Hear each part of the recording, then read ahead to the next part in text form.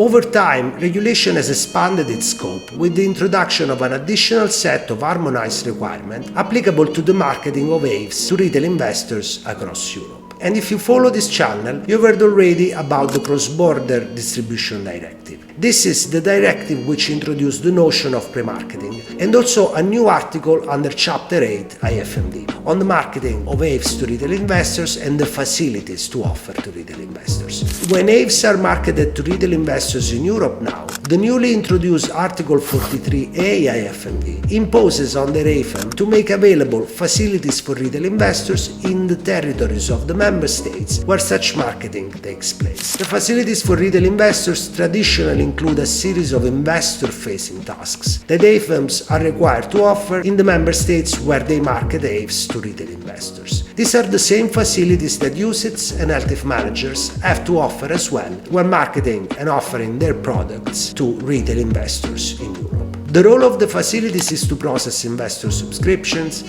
redemptions, and other payments, provide investors with information on how this request for payment can be made and how proceeds will be paid to them, support investors in the exercise of their rights vis-à-vis the fund, and make fund documents available to investors. Ultimately, facilities also act as a liaison with local authorities in the host member states where the AIFs are marketed to retail investors. In a move towards cost efficiency, facilities under the new regime can be offered also electronically, enabling technology-driven service delivery in this space. This shift is particularly significant for the AIFs marketed to retail investors on a pan-European and cross-border basis, allowing for significant savings compared to the old model where a local third party, likely a credit institution, was to be appointed to offer the facilities. This shift reflects also in part the evolution in the distribution models across Europe, where more direct interaction exists between investors and distributors, most often carried out in a digital fashion and not in a shop. Notwithstanding the national rules and requirements imposed by member states on the marketing of AIFs to retail investors,